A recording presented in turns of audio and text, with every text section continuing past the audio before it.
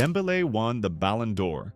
Kvaratskhelia has 13 goals and 5 assists in the Champions League this season, and PSG is in the final in Budapest, chasing their second consecutive title. But there is a player on that team without whom neither of the two would exist the way they do. A player who has just broken the all-time record for completed passes in a single Champions League season. That record was held by Xavi with Guardiola's Barcelona back in 2012, and almost no one was talking about it. His name is Vitinha.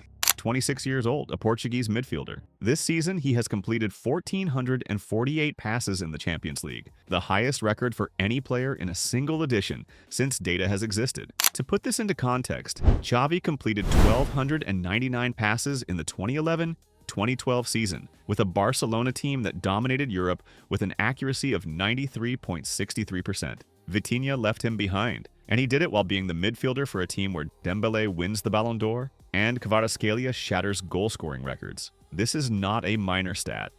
This describes exactly what kind of player Vitinha is, and exactly why the title of this video has two possible readings. The first one is the obvious one. Vitinha is the most important player at PSG, and almost no one knows it. The second one is more uncomfortable, and it is the one that nobody wants to say out loud before a Champions League final. If Vitinha is the most important player at PSG, if without him the team does not function the same way, Arsenal already knows exactly how to win the final in Budapest, and the key is not stopping Dembélé. Luis Enrique said it in November 2025. After Vitinha scored a hat-trick against Tottenham in the Champions League, including a 30-meter strike in the 44th minute that silenced the stadium. He said, quote, "If you have to judge Vitinha's level, you have to look at last season. You have to look at his first season, how he changed the way we attack, and how he improved the way we manage games. Vitinha is world-class, without a doubt. But these are two different ways of playing. As a coaching staff, I think we handle having Vitinha at his best very well. It is highly positive for the team, while at the same time maintaining the ability to play as a team."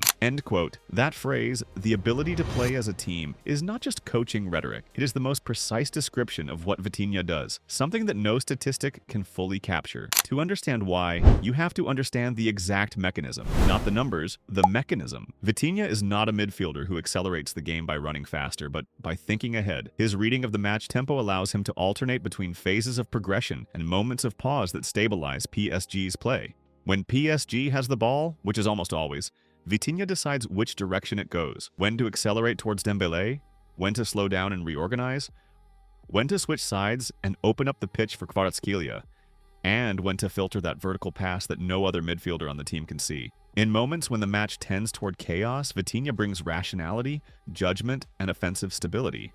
That does not appear in any highlight.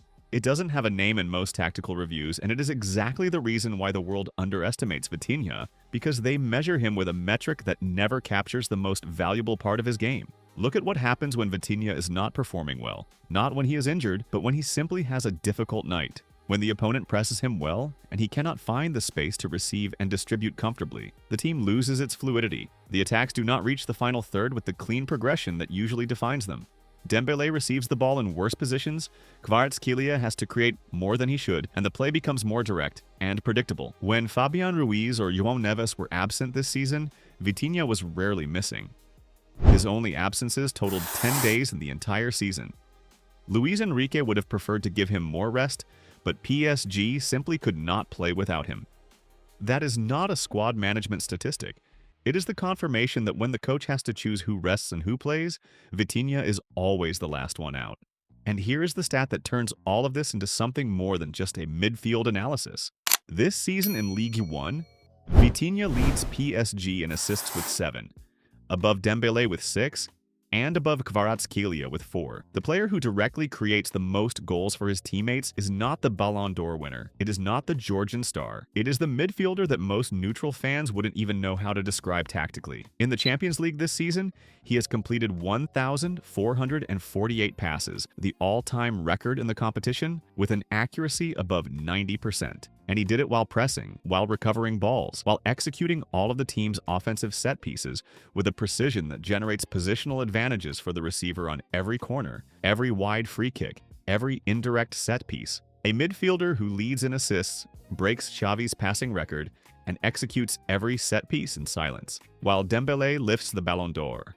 There is a comparison that Luis Enrique made publicly, not in a press conference, but in a technical interview. That database sums all of this up better than any statistic. He compared Vitinha to Busquets, not in terms of style. He explicitly said they are two different ways of playing, but in terms of structural impact. Busquets was world-class. Vitinha is world-class. But what they do for the team goes far beyond what any number captures.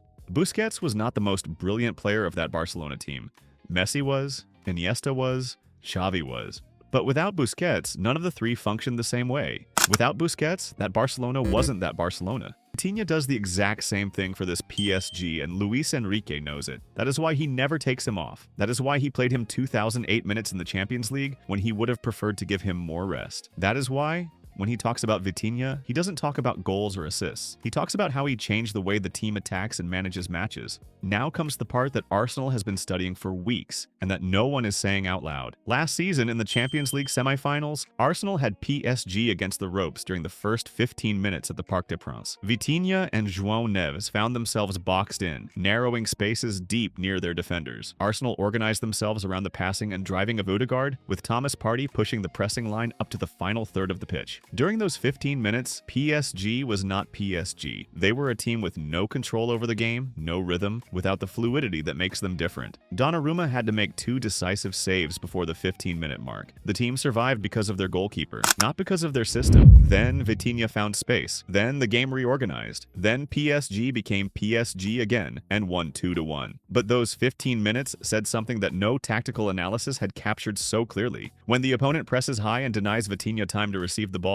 PSG loses its identity. They don't lose it forever, they lose it just long enough for something bad to happen. On May 30th in Budapest, Arteta is going to try to make those 15 minutes last for 90. Declan Rice, Zubimendi, and Odegaard have the ability to press, recover, and deny the reception time that Vitinha needs to be Vitinha. If they succeed for long enough, PSG will have to settle the final with moments of individual brilliance from Dembélé or Kvaratskhelia, which they have, but those are easier to defend against than the systematic PSG. And if they don't succeed, if Vitinha finds space, if he can think before receiving, if he can alternate between speed and pause according to what the match needs, PSG is going to control the final in the exact same way they controlled Bayern, Arsenal in the quarterfinals, and Liverpool in the round of 16. That is the real question of the Budapest final. It's not Dembélé against Saka, it's not Kvaratskhelia against Timber, it is Vitinha against Arsenal's midfield. Whoever wins that duel wins the Champions League. There is something Vitinha said in May 2026, before the semifinals against Bayern, that sums up everything we have described. If you ask me to compare the Vitinha of 2022 with the one of today, I feel that I have evolved in both aspects, and I am happy about it. I treasure the trophies I won with the club in my heart, but what is even more important is what I have become and what I continue to become, because it is a process, not a moment of brilliance. Not a Ballon d'Or, a process of becoming the player who makes the Ballons d'Or of others possible. Dembélé has the Ballon d'Or. Kvaratskhelia has the highlights. João Neves has the future. Vitinha has Xavi's record. He has 1,448 passes in a Champions League campaign that ends on May 30th, and he has a final where the player who matters most is not going to be the one who makes the headlines afterward. That is the problem, and that is exactly why he is the most important player for PSG.